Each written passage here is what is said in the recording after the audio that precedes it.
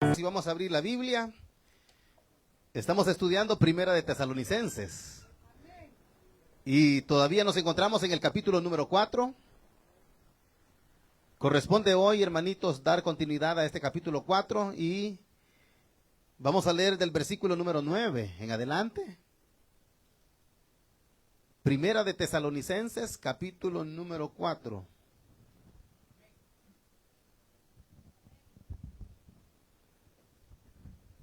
Versículo número 9, hermanitos, de la siguiente manera dice la Escritura.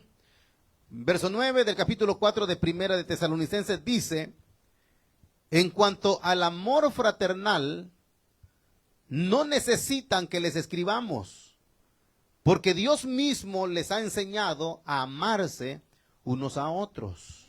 Una vez más dice: en cuanto al amor fraternal, no necesitan que les escribamos, porque Dios mismo les ha enseñado a amarse unos a otros. En efecto, ustedes aman a todos los hermanos que viven en Macedonia. No obstante, hermanos, les animamos a amarse aún más, a procurar vivir en paz con todos, a ocuparse de sus propias responsabilidades y a trabajar con sus propias manos. Así les he mandado, para que por su modo de vivir se ganen el respeto de los que no son creyentes y no tengan que depender de nadie. Amén. Solamente esos versículos, hermanitos, vamos a leer y vamos a pedirle al Señor que nos hable. Oramos, Padre nuestro que está en el reino de los cielos. Amado Señor, gracias le damos en esta preciosa noche por permitirnos adorar, bendecir y exaltarte. Y ahora también gracias por permitirnos el poder abrir este precioso libro sagrado y poder meditar en tu santísima palabra. Rogamos, Espíritu Santo, que hables a nuestras vidas conforme a tu misericordia y la necesidad que hay en cada uno de nosotros. Acomoda tu palabra, Señor eterno, que tu Espíritu Santo pueda obrar el milagro, Señor, en nosotros. Que esta palabra pueda cobrar el efecto necesario, que caiga en buena tierra, que produzca a 100, a 60 y a 30, Señor, y podamos ser edificados a través de ella. Aparta, Señor, todo estorbo, y que tu palabra pueda cumplir el propósito para el cual es enviada. En Cristo Jesús, nuestro Señor y Salvador, te lo pedimos todo y te damos gracias. Dicen amén, hermanos. Tenga la bondad de sentarse. No sé qué les pareció la porción que hemos leído. Muy interesante, dice la hermanita. ¿Son cuántos versículos? 4 nada más, ¿verdad? Solamente son 4 versículos. Y fíjense que, no sé si notaron ustedes, pero hay varios elementos que el apóstol Pablo señala. Pero yo quisiera nada más enfocarme en 2 de ellos, porque es lo que Pablo, la esencia de los 4 versículos, quiere dejar en claro. Y uno de ellos, hermanitos, es el amor fraternal y el segundo es el trabajo. O sea, esos son de los que se mencionan aquí, son los que más le da realce el apóstol Pablo. Entonces quisiéramos hablar sobre la importancia, oiga, la importancia del amor fraternal y el trabajo. Esas 2 cosas vamos a señalar, la importancia del amor fraternal y lo que es el trabajo también.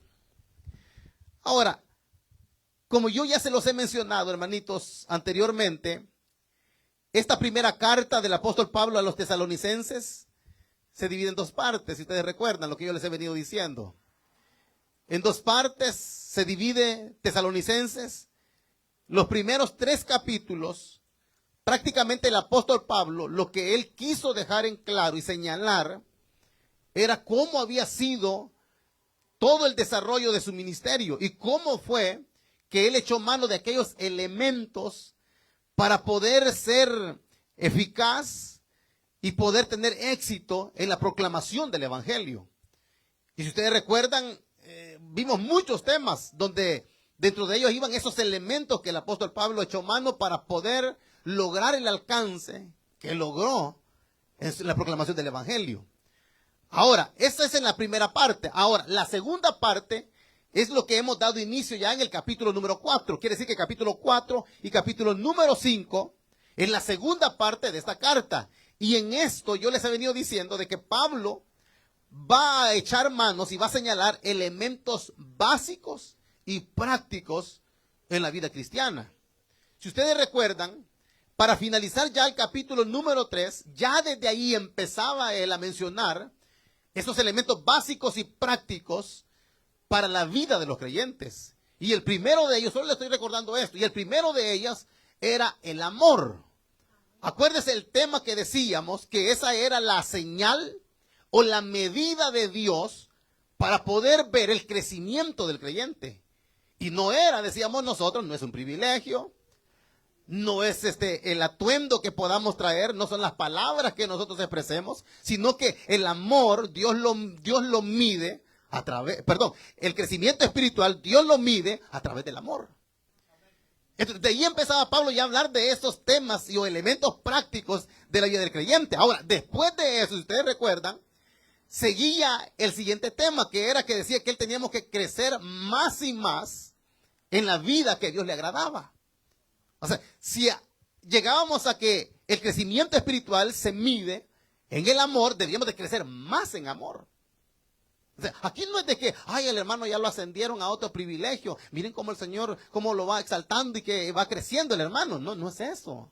Porque puede hacer que crezcamos en conocimiento, aún en la vestimenta o en privilegios en la iglesia, pero carecemos de la esencia del evangelio, que es el amor.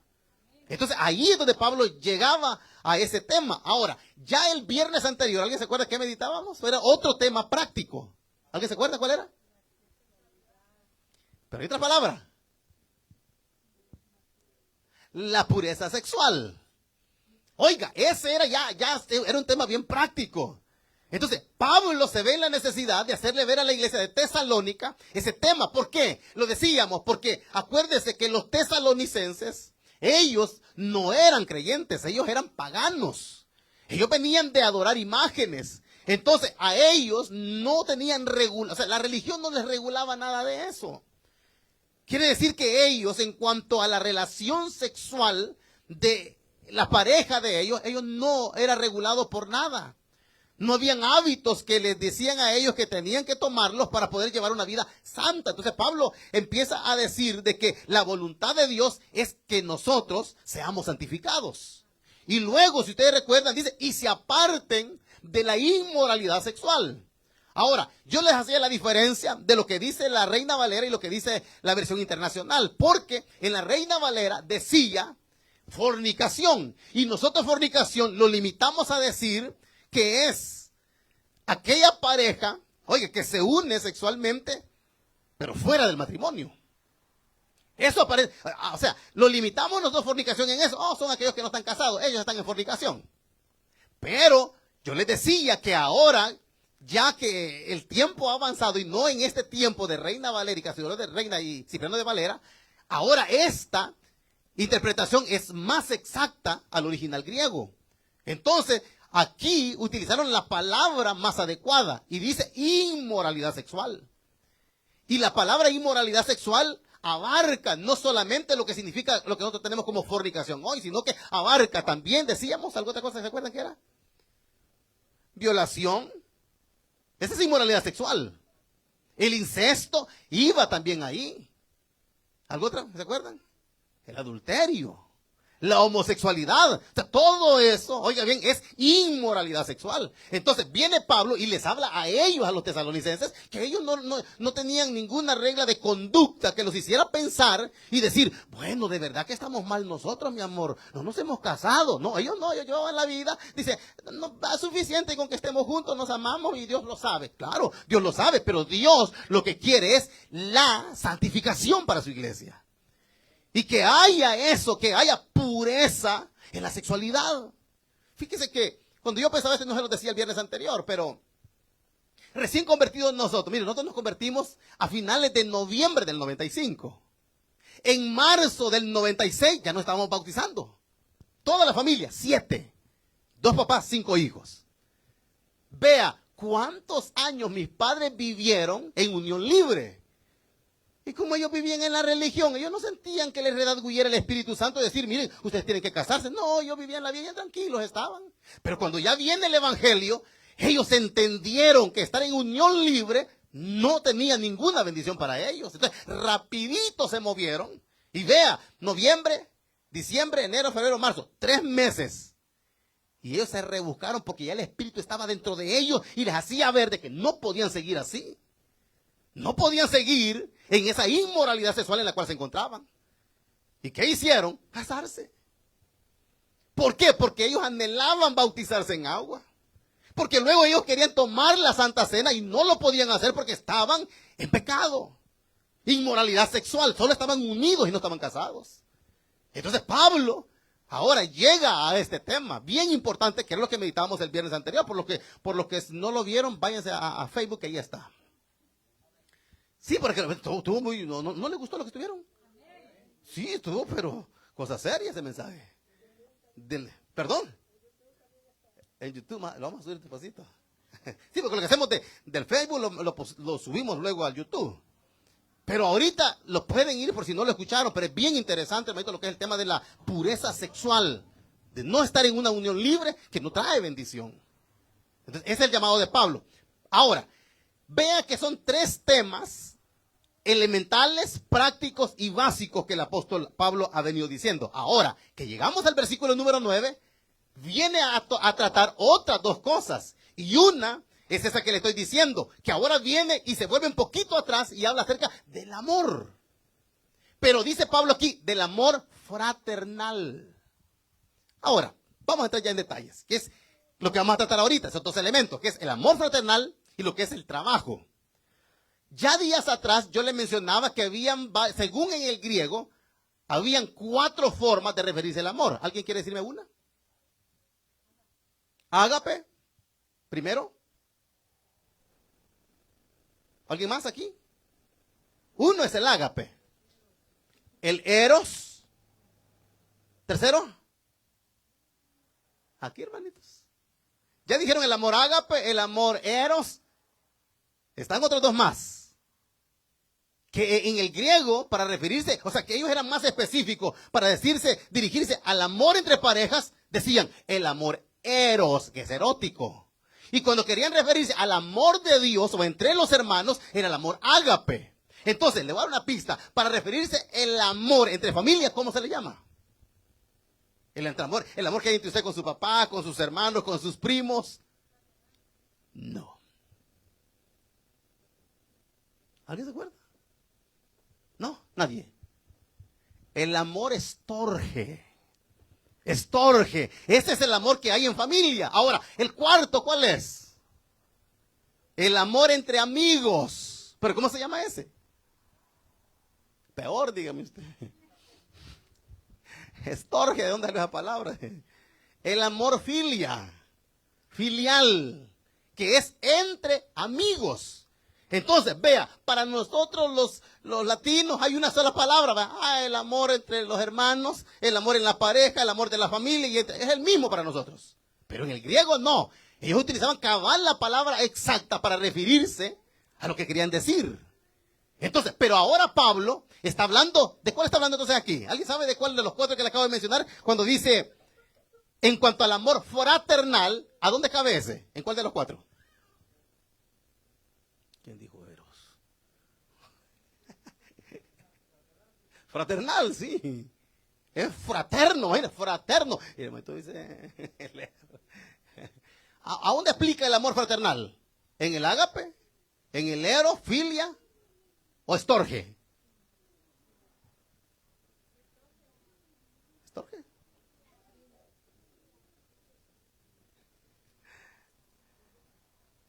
¿Cuál? ¿Qué les dije que era el filial? Entre amigos, ¿verdad? ¿Y el estorge?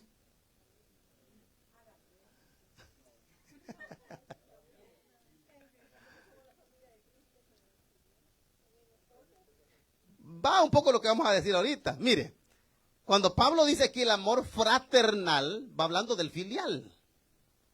El amor filial es entre amigos. Ustedes en su trabajo tienen amigos, ¿verdad? Es tanta la amistad que llegan con ese amiguito o esa amiguita que se hace ese amor filial. O sea, entre amigos. Mire, el amor se puede dar entre los amigos, entre los vecinos, en el trabajo. Y oiga bien lo que hace la hermanita. Aún aquí, Pablo está hablando de un amor fraternal. Porque en este versículo luego va a irse al amor ágape. Pero aquí cuando dice fraternal, porque vea, ya les he dicho, aquí habemos de... ¿Cuándo nos imaginamos un día estar juntos aquí? No, vea. Peor cuando son de otro país. Nunca. Pero esta reunión que tenemos aquí viernes, domingo, los miércoles, los sábados, viene a hacerse una amistad bien profunda, ¿verdad? Ese es el amor filial. Claro que Pablo, y lo que la Biblia nos manda es que ese amor filial se convierta en ágape. ¿Y cuál es el amor ágape? ¿Ah? ¿Cuál es el amor ágape?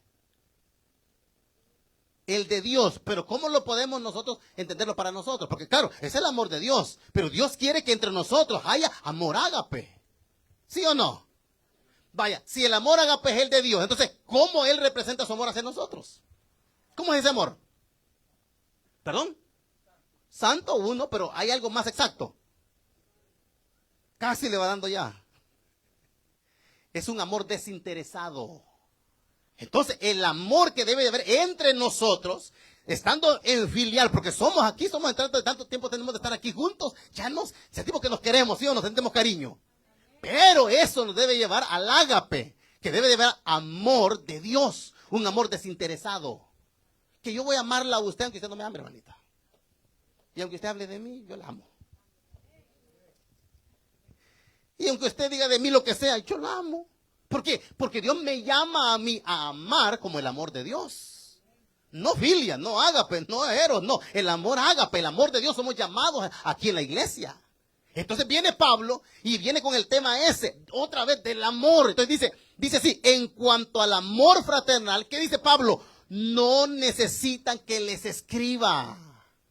¿Por qué viene Pablo y dice, no necesita que yo les esté escribiendo tanto del amor?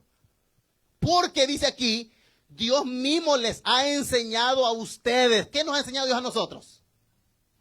A amarnos los unos a los otros. Yo les he preguntado siempre, ¿aman a los hermanos de la iglesia? A unos, a otros no, dice usted. No, mire, hermano, no todos, dice, no a todos. No. Aquí es de amar a todos los hermanos. Y oiga bien, ustedes, mire, Pablo le dice a ellos, ustedes no necesitan que yo les esté decir, ámense, hermanito, no se estén peleando, no se estén comiendo los unos a los otros, ámense. Y ustedes no necesitan que yo les esté diciendo, ustedes piensan que Dios les manda a que se amen unos a otros. Y usted no necesita que les esté hablar de eso. O sea, Pablo dice, ya estoy cansado de estar diciendo lo mismo que se amen, hombre. No necesitan que yo se los esté repitiendo. Porque ustedes bien saben de que Dios, dice aquí, oiga bien, Dios mismo les ha enseñado. Hay muchas maneras como Dios nos enseña. Una de ellas, no sé si ustedes recuerdan, pero ya lo han leído, pero tanto el profeta Isaías como Jeremías lo dijeron. De que vendría el momento cuando Dios iba a cambiar el corazón de su pueblo de piedra con uno de carne. Y nadie le va a decir a tu hermano, ¿conoces a Dios? No, porque ya Dios iba a tratar con el corazón nuestro, no con la ley, sino con el amor que fue Cristo. Entonces, ya todos me conocerán y nadie va a preguntar por mí, dice. Entonces, ¿qué quiere decir? Que Dios nos iba a enseñar lo que es el verdadero amor. El verdadero amor, y usted sabe, el verdadero amor lo mostró en la cruz del Calvario. Entregándose. Y nosotros por una media cosita nos embravamos. Y Él se entregó la vida. Lo dio todo por nosotros. Y a nosotros nos cuesta amar. Nos cuesta perdonar cuando nos fallan a nosotros. Qué terrible, ¿verdad? No puede ser. Entonces, ahí va el apóstol Pablo. Esa es la señal o la medida de Dios de ver a alguien que sí va creciendo. A mí no me diga por privilegio, como le acabo de repetir, o por cualquier otra cosa. Usted dígame y muéstreme que usted ama a Dios, está creciendo espiritualmente porque ama a Dios y ama a los hermanos. Ese es el verdadero amor.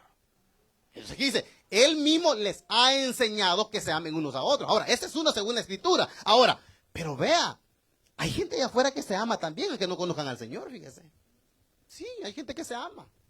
Pero ¿alguien sabe por qué se aman? Por interés, sí. Ahí cabe ya otro que ya no es el amor ágape. Porque son familia, porque son amigos. Pero hay algo que debemos de entender también. ¿Por qué ellos se aman? Porque la naturaleza misma se lo dice, porque Dios es amor. O sea, la misma naturaleza se lo dice, que tiene que amar. Entonces, por eso hay muchos que sí aman, hay otros que no aman, ¿verdad? Pues eso no guardan rencor, guardan odio, no pueden perdonar. O sea, hay de eso, pero sí hay gente que ha entendido, y es la misma naturaleza que le enseña, que Dios es amor. O sea, allá en lo más profundo sabe que existe el amor. Entonces Pablo, por eso les está diciendo, en cuanto al amor fraternal, ustedes no necesitan que yo les esté escribir y escribir, porque Dios les ha enseñado a ustedes que se amen unos a otros. Ahí dejamos ya con el amor, ¿o quieren que sigamos con el amor?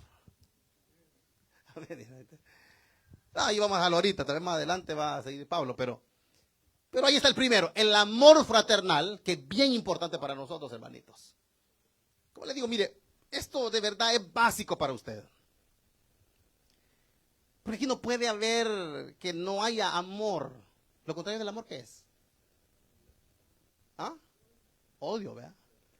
Rencor, orgullo. Entonces, si no hay amor, tiene que haber eso entonces, ¿verdad? Odio, rencor, todo eso. Entonces debemos de velar, por eso yo le ponía la importancia del amor fraternal y el trabajo. Entonces Pablo lo primero que habla es eso, de que es bien importante para nosotros el amor entre nosotros mismos, el amarnos. Yo siempre se lo he recalcado aquí a ustedes, hermanitos. Si aquí cualquiera nos puede fallar a nosotros, va a haber una mala actitud, va a haber una mala acción en usted o en mí, pero Dios me llama a... ¿Cómo yo a veces les digo también una palabra? Yo les digo que nos resentimos nosotros, ¿eh? ¿Son resentidos ustedes? Sí. ¿Por qué, pues? ¿Y dónde está el amor? Ese es el tema. ¿Cómo van a ser resentidos? La muerte, dice, yo lo pensé, y peor de quién, dice, así ve usted, ¿verdad? De la que menos me esperaba, dice. No puedo creerlo, dice. O sea, ¿qué no lo cree usted? Tal vez así actuamos nosotros. Yo no puedo creer de que menos se esperaba. Yo se lo he dicho siempre. La Biblia nos manda a eso, a amar sea como sea. Y aunque nos hagan la vida mal, y aunque usted les haga bien y le van a hacer un mal, usted tiene que amar. Ya vamos a ver más adelante, y se lo voy a adelantar antes que me olvide. Usted no debe de cansarse de amar. Porque quien va a recibir bendición va a ser usted, porque usted ama. Usted no se canse de amar, aunque el otro o la otra no lo ame. Usted sígalo amando. Allá él, allá ella si no ama. Pero yo le voy a demostrar mi amor de verdad, el amor de Dios que está en mi corazón. Yo se lo voy a demostrar. Que no me ame, que no me ame. Allá se lo va a ver con el Señor. Pero yo soy llamado, sea como sea. Me hagan lo que me hagan, digan lo que digan. Yo soy llamado a amar y tengo que crecer en el amor. Usted no puede decir, ay hermano, ya me cansé de amar tanto. No puede haber eso. No. ¿O ya se cansaron de amar a Dios ustedes? No nos cansamos de amar a Dios. Entonces, tampoco debe de cansarse de amar a los hermanos. Entonces, mírase ahorita que tanto está amando a los hermanos. ¿Será que ya llegué al límite, hermano? Ya no puedo amarlo más a ese hermano. No puede haber eso. No hay límite para amar a los hermanos.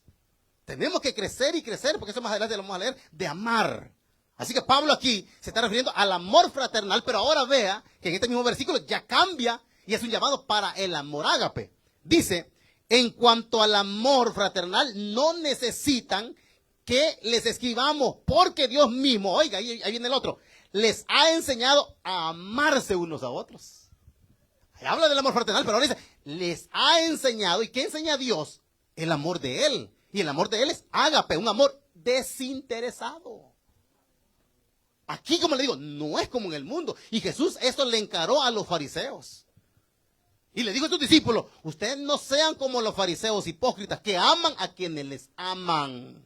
Le hacen bien a quien le hace un bien. Pero si me hace mal, yo le hago un mal. Si no me ayuda, yo no le ayudo. Dice. Qué bonito, ese es religioso.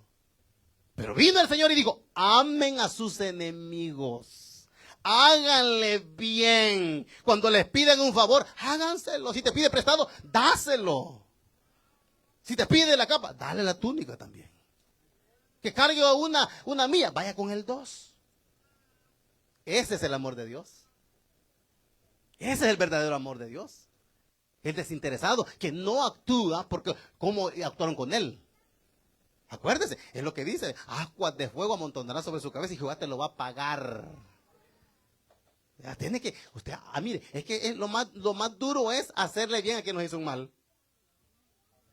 Eso es lo peor, y dice, hasta más se embravó, dice, y me hace bien cuando le hago mal, dice. El espíritu del diablo ahí se le revuelca. Pero no, el hombre de Dios, la mujer de Dios, no, ella ama. Porque es el llamado del amor, dice, amarse los unos a los otros. Ahora, dice el versículo número 10, sigue con el amor, dice, en efecto, ustedes aman a todos los hermanos que viven en Macedonia. ¿Cuál es la capital de Macedonia, hermanito? ¿Alguien sabe? La capital de Macedonia. Ni sé qué es eso, dice usted.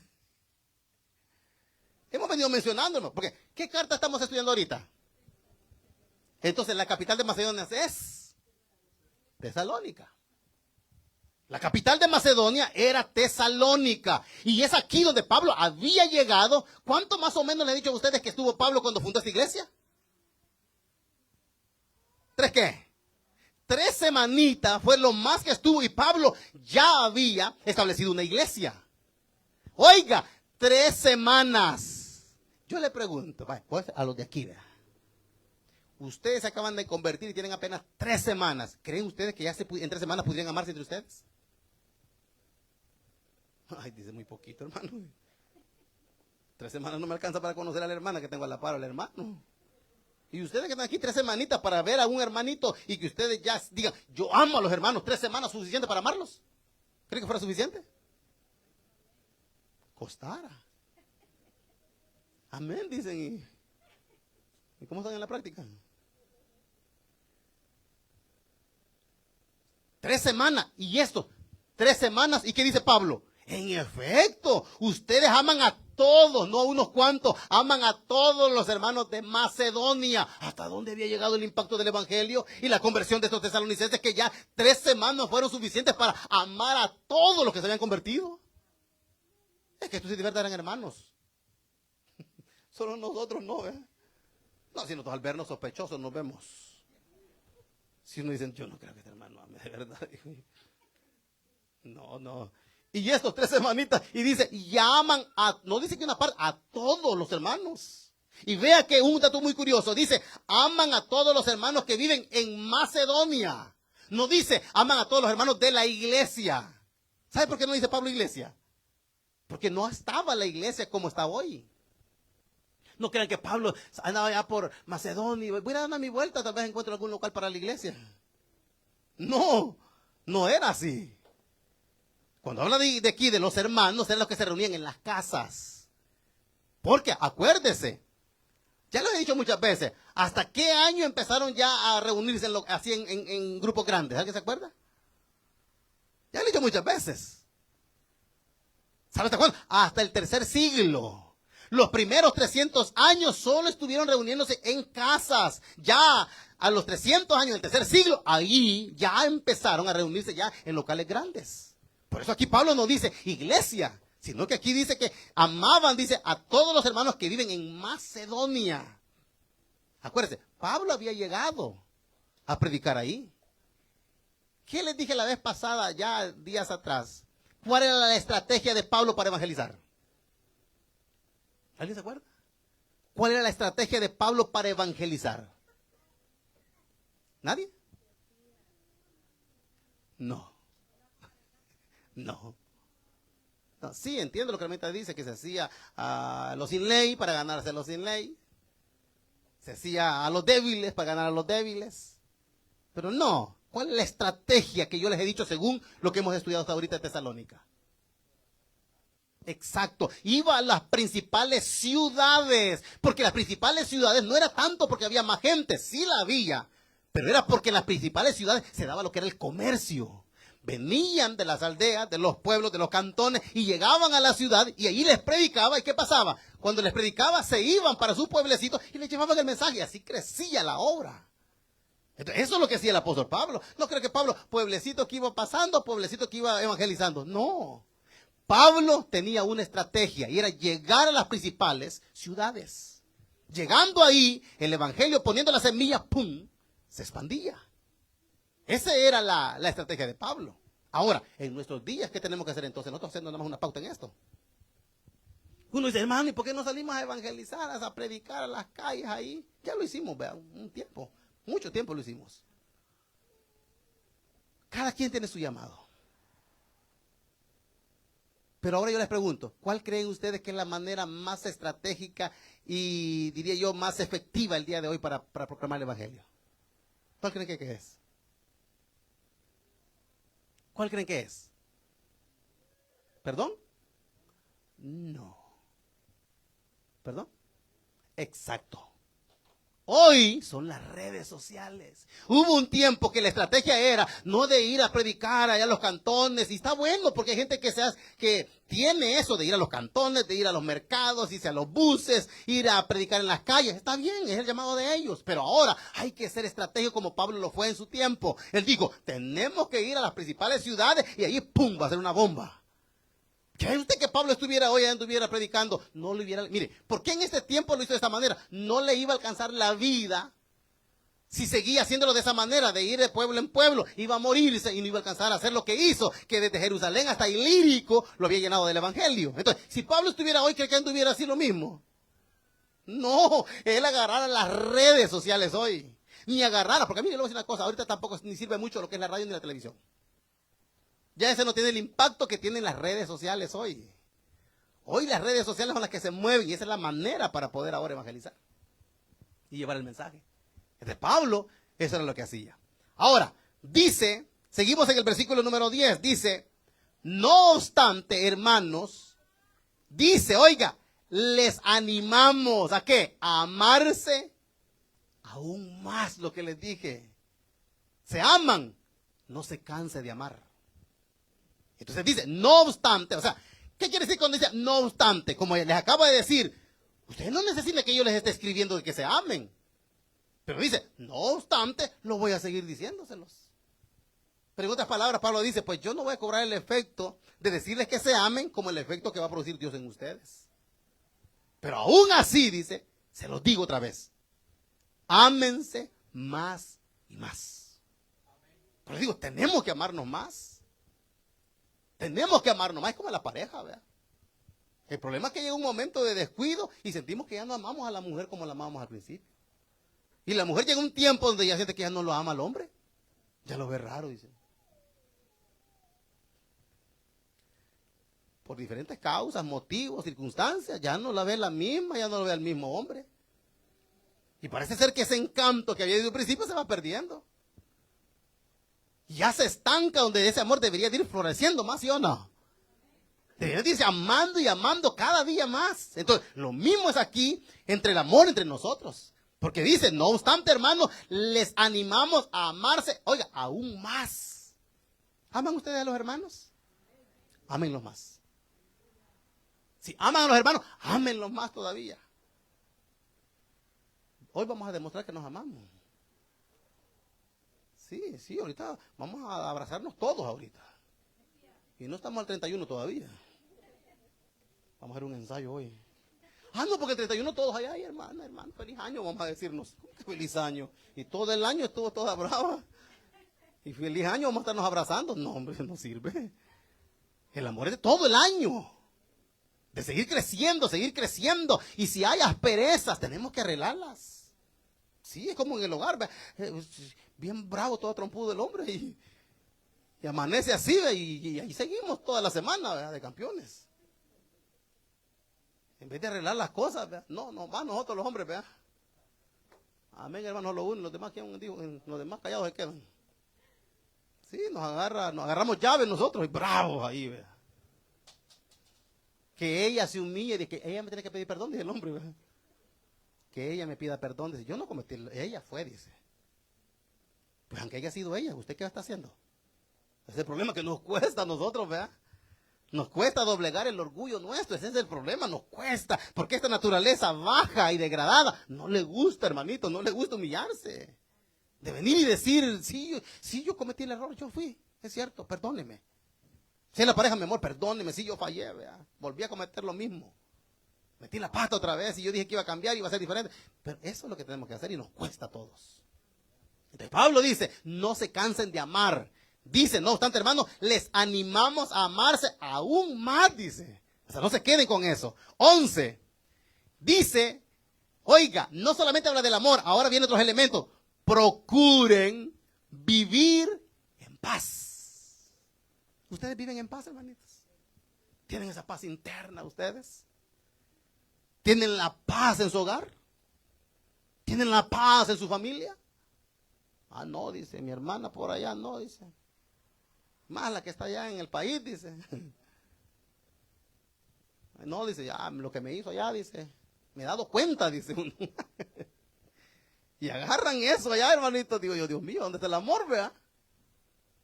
Porque a todos nos pasa eso. Y eso hace de que nosotros no tengamos paz, hermanitos. Y qué feo no es tener paz, vea. Pablo, perdón, el escritor, aquí Pablo, pero el escritor de los Hebreos dijo, sigan la paz y la santidad, sin la cual nadie va a ver al Señor, digo. Oiga, sin santidad y sin paz nadie va a ver al Señor. O sea, yo no puedo decir, ay, yo soy santo, hermano, ya estoy santo, santo, y está enemistado con el mundo entero. Y no tiene la paz interna, entonces dice, no, dice, para ellos no hay eternidad, dice. Sigan la paz y la santidad, sin la cual nadie va a ver al Señor. O sea, si no tiene usted paz, si no tiene santidad, no hay vida eterna. Nadie va a ver al Señor que no tenga paz. Porque hay gente que no tiene paz por ningún momento. Pasa atribulado, acongojado. No sé, uno siente que usted que el corazón les late cada rato bien fuerte. Que ya siente que cualquier cosita les molesta y no sienten paz. Ay, ni dormir pueden, pues. Porque no hay paz. Entonces Pablo dice, después de amar del amor fraternal, dice, procuren vivir en paz. No hay nada mejor que vivir en paz. Lo que le acabo de poner, cuando uno no está en paz con la mujer, Dios mío, es el infierno. No se puede ni dormir. Se divide. En la casa se siente como un extraño uno. Vaya, en mi propia casa no me siento ni bien, dice. Allá en la sala uno y el otro en el cuarto. No sale a la cocina ni a hacer nada. En la misma casa. Qué horrible, ¿verdad? Dios mío, dice uno. ¿Qué pasa en esa casa, verdad? Y por eso dice, procuren vivir en paz. Oiga bien, en paz con todos. No solo con unos y con otros, no, con este sí, con aquella no, con este sí. Estoy en paz, pero con el otro no, ese no puedo vivir en paz, dice. Solo en conflictados pasamos toda la vida. Pero Pablo dice, procuren, es de procurarlo nosotros. Si alguien no procura la paz, usted procúrela. Sí, si otro no quiere la paz, usted procúrela. Vaya y haga las paces. Y busque la paz. Porque eso dice, procuren la paz. Y dice, con todos. No solo con unos y con otros, no. Usted haga bien las cosas. Si el otro no quiere, la otra parte no quiere hacer bien las cosas, ay, déjelo que no lo haga. Pero usted, esté en paz con usted. Ese es el llamado de Pablo. Entonces procuren, dice, vivir en paz con todos. Ahora, viene, les dije yo que iba a ser más exacto en las dos cosas. Primero, el amor fraternal, que ya lo tocamos, pero ahora viene y va a hablar del trabajo. Entonces dice, después de procurar vivir en paz con todos, dice, ahora dice, a ocuparse de sus propias responsabilidades y a trabajar con sus propias manos. Oiga, a trabajar con sus propias manos, dice ya casi en la parte final del versículo 11. Ocúpense de sus propias responsabilidades y a trabajar con sus propias manos. Vea que, con esto vamos a terminar, pero aquí me llama mucho la atención lo que Pablo está diciendo. Que dice que, le está diciendo que a los tesalonicenses se ocupen en el trabajo laboral. Note, dice, a trabajar con sus propias manos, así les he mandado, para que por su modo de vivir se ganen el respeto de los no creyentes y, oiga, no tengan que depender de nadie. Oiga bien, aquí quiero que me presten atención nada más. Este versículo ha sido uno de los más mal interpretados todo el tiempo. Yo no sé usted qué entienden cuando el apóstol Pablo les dice que tienen que trabajar con sus propias manos. y que aprendan a no depender de nadie. Yo les pregunto, ¿a ustedes les gusta depender de alguien? No. Lo bueno es ser independiente, ¿verdad? Y no depender. Porque si usted depende de alguien, está sujeto a esa persona. Si esa persona le dice, yo te estoy sosteniendo, yo te doy todo, usted está sujeto a esa persona. Y si esa persona viene y le demanda algo, tiene que obedecer. Entonces, vea, le repito, este versículo ha sido mal interpretado porque muchos piensan, y oiga, y hay versiones de la Biblia y han malinterpretado diciendo que cuando Pablo estaba hablando de eso, se estaba refiriendo a que los tesalonicenses eran haraganes y que no hacían nada. Por eso les dice, ocúpense de su trabajo, trabajen. Entonces, muchos han interpretado mal diciendo que Pablo estaba refiriendo a que los tesalonicenses eran haraganes para trabajar. Error. No se refiere a eso. Otros dicen que se estaba refiriendo a que como ya en el versículo 13 en adelante va a hablar de la venida del Señor, Pablo le estaba diciendo que dejaran de trabajar porque ya el Señor ya venía y que se ocuparan de lo espiritual y que lo material lo dejaran a un lado. Esa es otra mala interpretación. Ahora, yo le voy a explicar un poquito para que vea a qué se estaba refiriendo el apóstol Pablo. Vea que aquí estamos hablando en el siglo primero. En el siglo primero estamos aquí. Entonces, ¿qué pasaba en el siglo primero? Había gente hacendada, había gente rica, gente que poseía y tenía aún esclavos que le trabajaban a ellos, era gente de dinero. Pero ¿qué pasaba en este tiempo para los gentiles? No para los hebreos, porque para los hebreos trabajar era una honra. Pero para estos, el que trabajaba era denigrante. Oiga, era denigrante el que iba a trabajar. Entonces, como era denigrante en esta cultura y en este siglo primero, la gente lo que quería era un estatus social que no se sintiera denigrado por nadie. Entonces, pero si era pobre, ¿cómo iba a hacer para no trabajar, verdad? Era pobre, tenía que trabajar, pero como eso era denigrante trabajar, era lo peor, era la chusma. Entonces, ¿qué hacían? Para agarrar un estatus social alto y no lo denigraran como pobre. ¿Saben qué hacían? Lo que ya les mencioné también meses atrás. Y era lo mismo que el apóstol Pablo. ¿Se acuerdan cuando meditábamos del apóstol Pablo? ¿Qué se tenía que hacer para poder darle lo necesario al ministro, al hombre de Dios, a los pastores? ¿Alguien se recuerda? ¿Todavía un poco? Habían 4 formas para poder hacerlo. ¿Una cuál era? ¿Perdón? Ah, sí, de lo que dice la hermanita que ya he dicho, de encaminarlo y darle todo lo necesario. Sí, pero no, son de los 4 que he mencionado ya días atrás. Apadrinarlo era uno. Otro tenía que hacer ¿qué? Mendigar.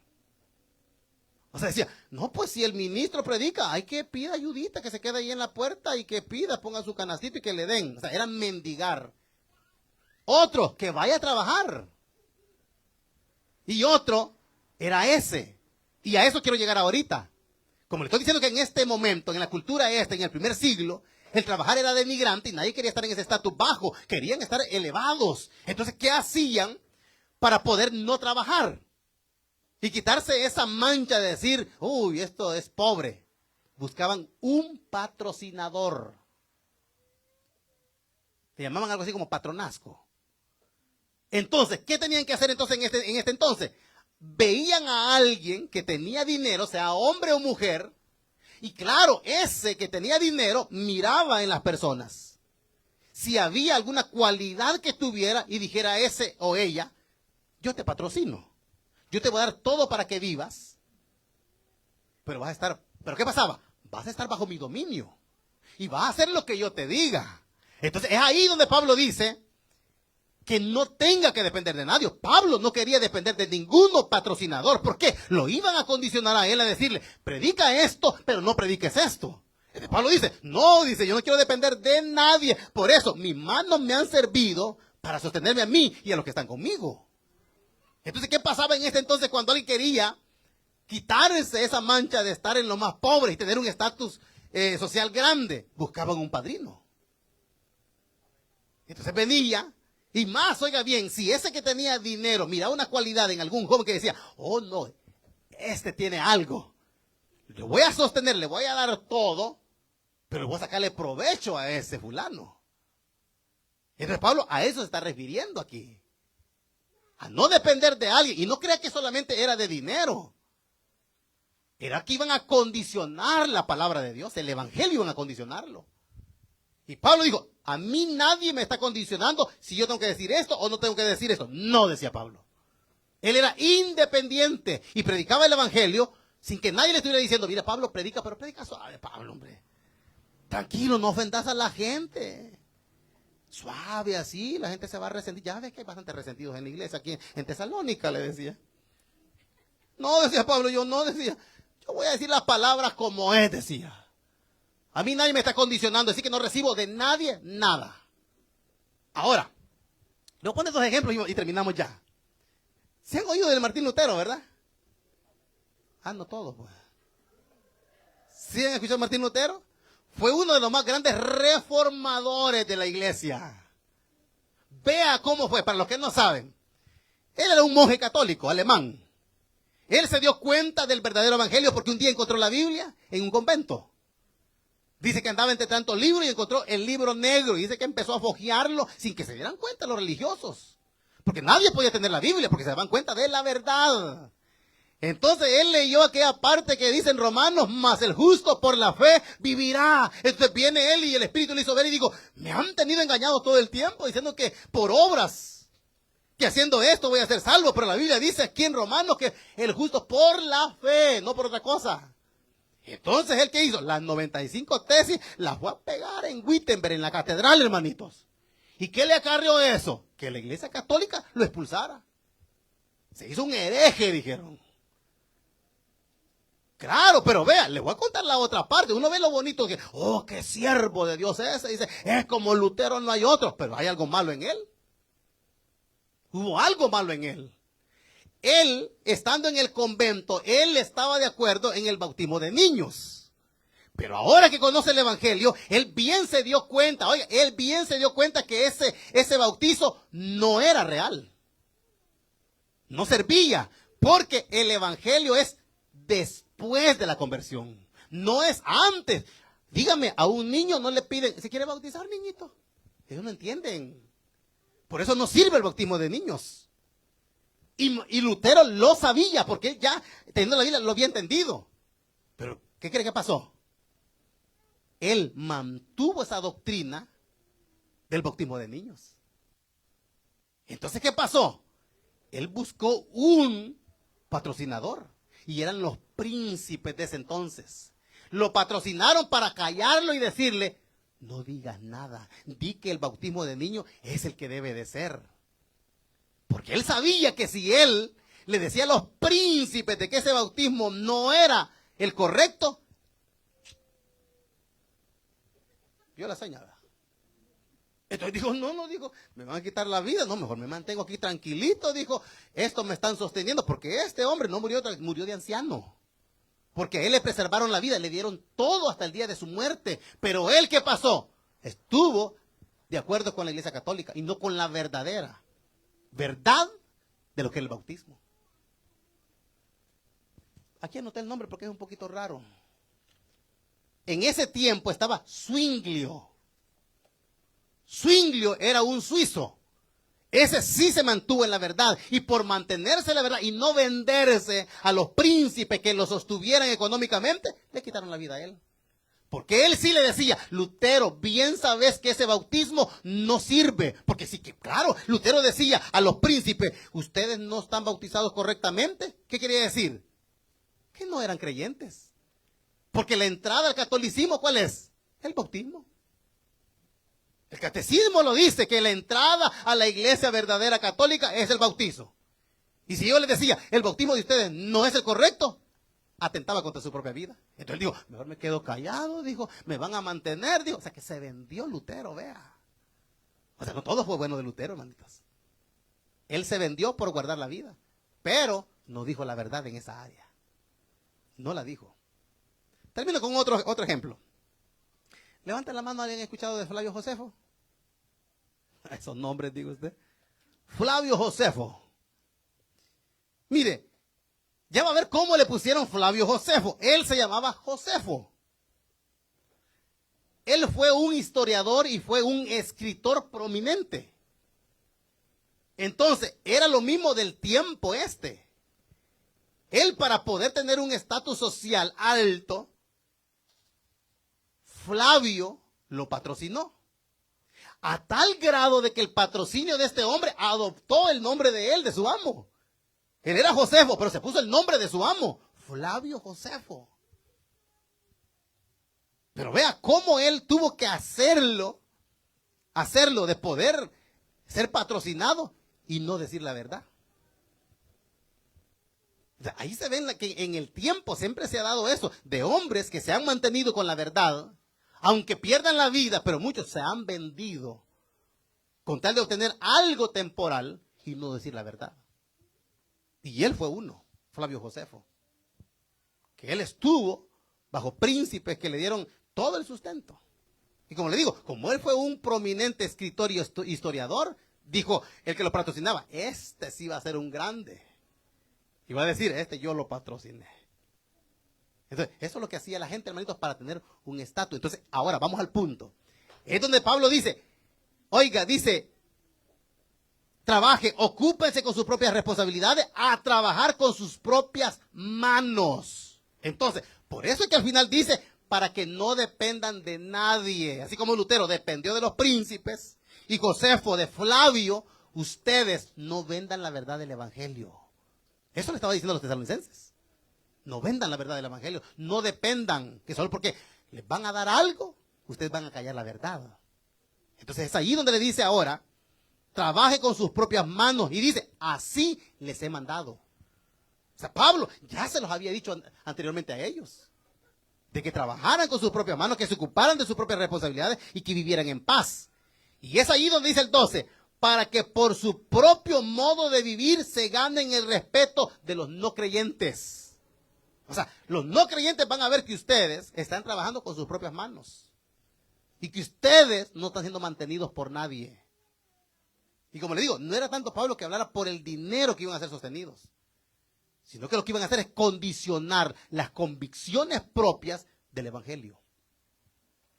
Teniendo un patrocinador, les iban a decir, no me diga esto, solo diga esto. Entonces viene Pablo y dice, ¿qué tienen que hacer ustedes? Trabajen ustedes mejor. O sea, Pablo no era lo que le digo, lo que han malinterpretado, de que eran haraganes, por eso Pablo dijo eso. No. Pablo dice, es cierto, el Señor viene, va a empezar a decir allí. Entonces, pero mientras Él no viene, trabajen. Mientras Él no viene, laboren. Ocúpese de sus responsabilidades. Él no le estaba diciendo que no trabajaran, no, trabajen, les decía. Para que no dependan de nadie. Como le dije al principio, depender de alguien está sujeto a esa persona. Entonces por eso Pablo dice, no, yo por eso dice yo, para que nadie, pero que aquí lo está diciendo porque iban a condicionar el mensaje de Pablo. Entonces por eso él lo que hacía era trabajar mejor. Ahora, termino con esto. Algo bien curioso, oiga bien, un dato bien curioso, es de que cuando empezamos el versículo número 9, habla del amor fraternal. Y oiga bien, en todas las cartas del apóstol Pablo, originales de él, solo en 2 habla del amor fraternal. Una de ellas es aquí. Pero lo curioso es esto, que el primer escrito del apóstol Pablo fue este. Primera de Tesalonicenses. Y aquí, en su primer escrito, habla del amor fraternal. Y en la otra carta, donde habla por segunda vez, son las únicas 2 veces que habla del amor fraternal, es en Romanos. ¿Y alguien sabe cuál fue la última carta que Pablo escribió? ¿Cuál fue la última carta que Pablo escribió? Romanos. Qué curioso que las 2 únicas partes donde habla del amor fraternal es en su primera carta y la última vez que habla es en su última carta, que habló acerca del amor fraternal. Ahora, este es un dato curioso pero bien importante. Ahora, esto otro es de que cuando Pablo estaban dando las malinterpretaciones es porque no tenían lo que hace más o menos unos 80 años han empezado a investigar. Que de 100 años para atrás no tenían los estudios sociales. Lo hacían para poder averiguar algo que se dio en el primer siglo de la historia de la vida, después de Jesús. Lo que hacían era a través de la arqueología, antropología, de la historia, pero no lo hacían con la ciencia social. Y la ciencia social lo que hace es reconstruir las escenas. Y eso es lo que hace 80 años para acá lo han hecho. Y por eso se han llegado las investigaciones de que esto es lo que pasaba en este momento social de la historia. De que para poder mantenerse buscaban un patrocinador. Eso es lo que se ha dado, imagínense. Pero es bien importante. Ahora, otra cosa para terminar. Cuando Pablo dice, he llenado todo de Jerusalén, hasta Ilírico, lo del Evangelio, Pablo al final de su carrera, ¿sabe qué quería ir? A Roma. Acuérdense que él fue a Roma, pero él no estableció iglesia. Ya había iglesia ahí en Roma. Pero después de Roma, ¿sabe a dónde quería ir Pablo? ¿Cuándo terminamos ya? ¿Sabe dónde quería ir Pablo después de ir a Roma? Después de haber llenado todo Jerusalén hasta Ilírico. Mire, cuando uno va a ver en el mapa, todo Europa lo llenó él. Si lo único que le faltó fue nada más un pedacito de mar para pasarse ya y terminar todo. Eso fue lo que hizo Pablo. Y dice, yo iba a llegar a Roma porque para Roma había apelado a César, ¿se acuerdan? Llegó a Roma. Pero él tenía otro deseo, después de Roma, ir a otro país. ¿Alguien sabe cuál es? ¿Aquí no saben? ¿No? ¿Aquí? Tampoco. España. Él quería ir a España, pero, oiga bien, no se le concedió a Pablo. Le pregunto, si se le hubiera concedido a Pablo llegar a España y llevar el Evangelio, ¿qué hubiera pasado con nosotros? ¿Alguien habló? Nadie. Estoy hablando de más, pues. No, yo lo digo porque por ahí susurra alguien a veces y no quieren decirlo. ¿Alguien quiere decir algo? Si Pablo hubiera llegado después de Roma a España a llevar el Evangelio, ¿qué hubiera pasado con nosotros aquí en América? Ya todo ya. A nadie, pues. ¿Y a ustedes quién los conquistó a ustedes? ¿Quién? Exacto. Entonces, ¿pero quiénes vinieron de España? Pablo. Pues sí, como ustedes no participan, que el niño está hablando. Pues sí. Sí, exacto. Los españoles nos vinieron a conquistar, pero ¿quiénes venían de España? Exacto, ni se acuerdan ustedes. Sí, vaya, mire, ve. Estudios sociales. Vino Cristóbal Colón. Vino con la Pinta, la Niña y la Santa María. Hasta que no me acuerdo. Y Rodrigo de Triana. Ya ves, a mí qué me queda, ¿ves? Iba en la vela arriba y cuando él vio dijo, tierra. A ver, yo me acuerdo. Tierra. Y fue cuando llegaron a América. Pero ¿qué nos dieron ellos? ¿Qué nos dieron? Sí, nos engañaron, pues llevaron la riqueza con el espejo. Sí, pero ¿qué nos trajeron ellos de España?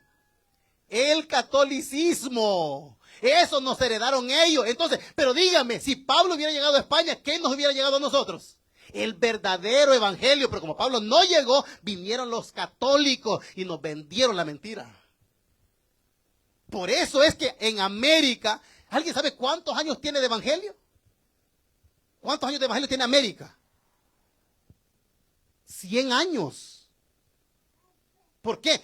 500 años tiene el catolicismo desde que vino, porque ellos llegaron primero y engañaron a nosotros todos los de acá. Pero si Pablo hubiera llegado en aquel entonces, tuviéramos más de 500 años de haber conocido el verdadero evangelio, la verdad del evangelio. Pero como vinieron ellos, nos dieron la mentira del catolicismo. Pero ya, lo hecho está. Pablo ya no se le dio la oportunidad, no llegó a España. Entonces la religión se levantó y vino a estos rumbos el catolicismo. Pero bueno, hubiera sido que Pablo hubiera llegado, tuviéramos más de 500 años de historia de evangelio nosotros, no del catolicismo. Pero Dios sabe lo que permite, pero sí, tenemos más o menos como 100 a 125 años nosotros de historia de evangelio verdadero aquí en América. Detallitos así importantes nada más que no quería que se escaparan, hermanitos. Así que esta noche, nada más, hermanitos, el punto era ese, nada más. Que nos enseña Pablo a ocuparnos de la responsabilidad, a trabajar con nuestras propias manos, no depender de nadie y amarnos aún más. Amémonos, hermanitos. Amémonos. Si usted siente que no siente que está amando, usted diga, Señor, yo no siento amar, yo no siento acercar, yo no siento aquí. Pídale al Señor. Pídale, Señor, no, yo no sé qué tengo aquí adentro, Señor, pero yo no soy así y no debo de ser así. Y que el Señor nos enseñe a amar a todos. Aquí dice, amen a todos y aún más dice. Amén. Así que ese es el llamado para nosotros esta noche. Amén. Vamos a ponernos de pie, hermanitos.